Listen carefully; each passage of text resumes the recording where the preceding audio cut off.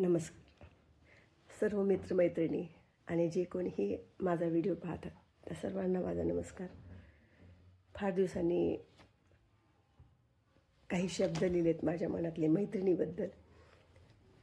भरपूर जण भरपूर लिहित असतील, शीर्षक पण भरपूर काही आहेत. जवळपास आपण एखाद्या ज्यावेळेस लिहितो त्यावेळेस असं वाटतं, अरे आपण दुसऱ्याची कॉपी तर करत नाही ना, तेच शीर्षक द्यायचं कसं, असंही होतं. पण ह्याला मी शीर्षक वगैरे काय देणार नाही. एक मनातले मैत्रिणीबद्दलचे जे भाव आहेत ते मी आज इथं व्यक्त करते तुमच्यासमोर.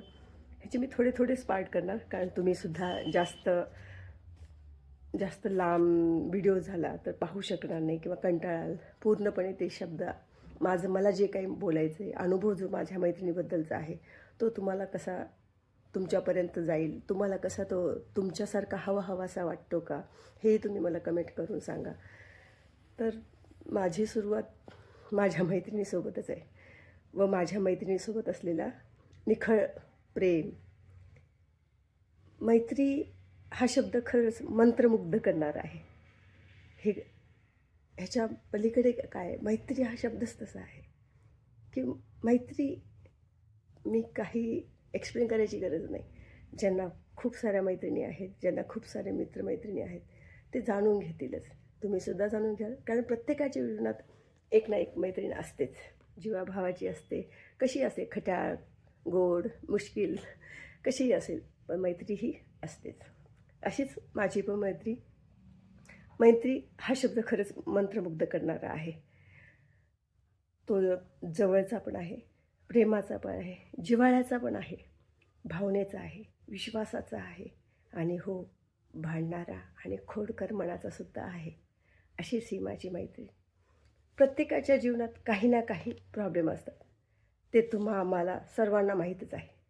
त्यामुळे जेवढ्या जणांना भेटता येतं तेवढे आम्ही जण वर्षी डिसेंबर महिन्यात भेटण्याचा प्रयत्न करतो. आमच्या जे लहानपणापासून पहिलीपासून ते 10वीपर्यंत जे आम्ही स्टुडंट होतो, मैत्रिणी होतो, ते जवळजवळ 64 होतं. त्याच्यातले आता सध्या आम्ही अंदाजे 40पर्यंत आहोत कॉन्टॅक्टमध्ये. तर त्याच्यातले काही जणांना वेळ मिळतो, काही जणांना वेळ मिळत नाही. काही जण येत असतात पण अचानकच काही प्रॉब्लेम क्रिएट झाल्यामुळे ते येत नाहीत. हे सर्व अनुभव तुम्हाला पण माहीत आहेत, मलाही माहीत आहेत. अशाच मग आम्ही काही ठराविक मैत्रिणी ज्या येतील त्यांच्यासोबत एन्जॉय करतो. त्याच्यात मी तर असतेच, त्याच्याशिवाय एन्जॉय करता येणार नाही आणि अनुभव पण घेता येणार नाही. रेशीम गाठ जशी असते ना, तसं आमच्या नात्यातलं रेशीम गाठ किंवा रेशीम मी स्वतः आहे असं म्हणायला काही हरकत नाही किंवा मोठं काही शब्द नाही आहे. तो एक छानसं सर्वांना जुळून आणणे, सर्वांना एकत्र ठेवणे, हा एक मैत्रिणी. ह्याच्या पलीकडे मैत्रिणीकडून काय अपेक्षा नाही आहेत, कारण सर्वजण आपापल्या संसारात व्यवहारात दंग आहेत, मस्त आहेत, काळजी घेत आहेत सर्वांची. काही ना काही फोनवर त्यांचे रिप्लाय येतच असतात. असो, सर्वजण व्यवस्थितच आहेत. तुम्हाला माहीतच आहे की सर्वांना काही ना काही प्रॉब्लेम येतो, त्यामुळे त्या सर्वजण येऊ शकत नाही. त्याबद्दल आम्ही पण त्यांना काही जास्त फोर्स करत नाही. पण ज्या येतात त्यांच्यासोबत मंत्रमुग्ध होतो, एन्जॉय करतो.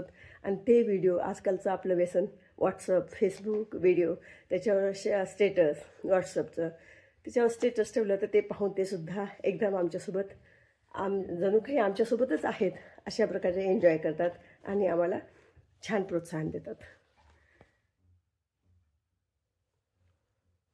आतापर्यंत आम्ही जेव्हा भेटलोत ना, तेव्हा मैत्रिणी या नात्याने तर भेटलोच आहेत. पण आमची मैत्रिणीची जी भेट असते ना, ती मला आवर्जून सांगावी वाटते.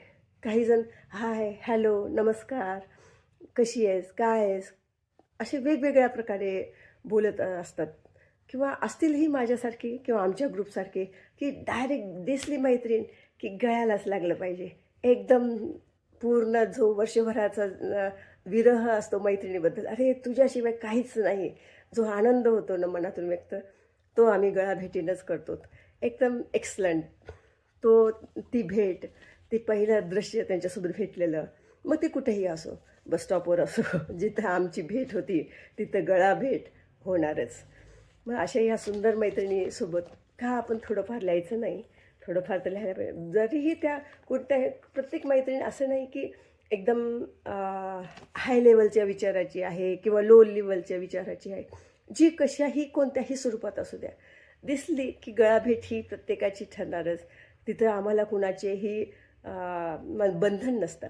पण आम्ही बंधनात व्यवस्थित जे मॅनर्सफुल आपले स्त्रियांना सांगितलेले संस्कार आहेत किंवा स्त्रियांना लावलेले जे संस्कार आहेत त्याप्रमाणेच वागतो. वाईट काही असं वागत नाही. तर तशी आमची भेट होती. आम्हाला एक सवय लागलेली आहे. म्हणजे ॲक्च्युली मला असं वाटतं की प्रत्येक वेळेस मी जे काही लिहिते त्यावेळेस ही सवय प्रत्येकालाच असेल.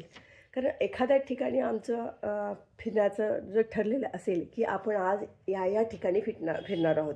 मग त्या ठिकाणचे काय काय पॉईंट आहेत, आपण तेवढ्या ह्याच्यात काय काय पाहू शकतो, कोणतं निसर्ग ठिकाण आहे, कोणतं देवधर्म आहे, अजून काय आहे तिथं, असा फुल विचार केला जातो, फुल एन्जॉय केला जातो. आणि शेवटी तुम्हाला माहीतच आहे, ज्यावेळेस आपण कुठं जातो तेव्हा पैसा हा लागतोच. मग पैसा वसूलसुद्धा आम्ही करून घेतो. मग ज्यावेळेस आम्ही हे पूर्ण प्लॅन करतो त्यावेळेस सर्वजण मस्तपैकी घरातले काही ना काही पुरणपोळ्या, शेंगदाण्याच्या पोळ्या, भाकरी, चपाती, दशम्या, भाजी, चटणी, लोणची, ठेचे, हा हा हा हा, काय सुंदर तो आहार असतो आमचा. जबरदस्त.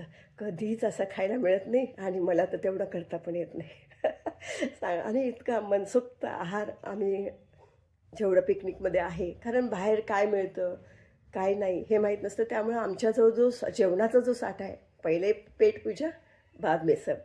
तर पेटपूजाचं सामान आमच्याजवळ नक्की असतं, तुमच्याजवळ पण नक्कीच असणार. तर अशाच प्रकारे आम्ही घेऊन जातो आणि सर्व काही एन्जॉय करतो. हां, अजून एक आवर्जून मला तुम्हाला सांगावं असं वाटतं. ज्यावेळेस आम्ही समजा आता आमची ट्रिप ठरली आहे की देवदर्शनासाठी जायचे, पण आम्हाला सवय आहे की आपण बाकीचे पण पॉईंट बघतो. त्यावेळेस आमचं हे जे वेड आहे, म्हणजे आपल्या सर्वांनाच जे वेड लागलं आहे, व्हॉट्सअप स्टेटस ठेवणे, फेसबुकवर व्हिडिओ शेअर करणे. तर ते स्टेटस आणि व्हिडिओज पाहून आम्हाला वाटते, अरे तुम्ही देवधर्माला गेलात का पिकनिकला गेलात? किंवा जर समजा आमचं ठरलेलं असेल की आपण पिकनिक करायचं आहे, पण अचानकच तिथं देव एखादा प्रसिद्ध दिसला, तर त्या क्षेत्रातून जाऊन आम्ही दर्शन करतो. त्यावेळेस, अरे तुम्ही पिकनिकला गेलात की देवधर्माला गेलात? असे कमेंट्स आम्हाला येत असतात. आम्ही थोडा वेळ 2-3 क्षण थोडेसे नाराज होतो, विचार करतो, अरे ते बोलायले ते योग्यच आहे, ठीक आहे, सोडून देतो, काही लक्ष देत नाही, इट्स ओके असं म्हणतो. अशा प्रकारे आम्ही इट्स ओके म्हणतो आणि सोडून देतो. तुम्हाला माहीतच आहे, स्वभावाला औषध नाही. या काही शब्दांमध्ये मी आज माझा पहिला भाग संपवते. अजून एक 2-3 मैत्रिणींनी मस्त अनुभव दिला आहे मला. त्यांच्याबद्दल, प्रत्येकाबद्दल एक छोटा भाग मी करून तुमच्यासमोर सादर करेन. भेटूया पुढच्या भागामध्ये. तोपर्यंत नमस्कार.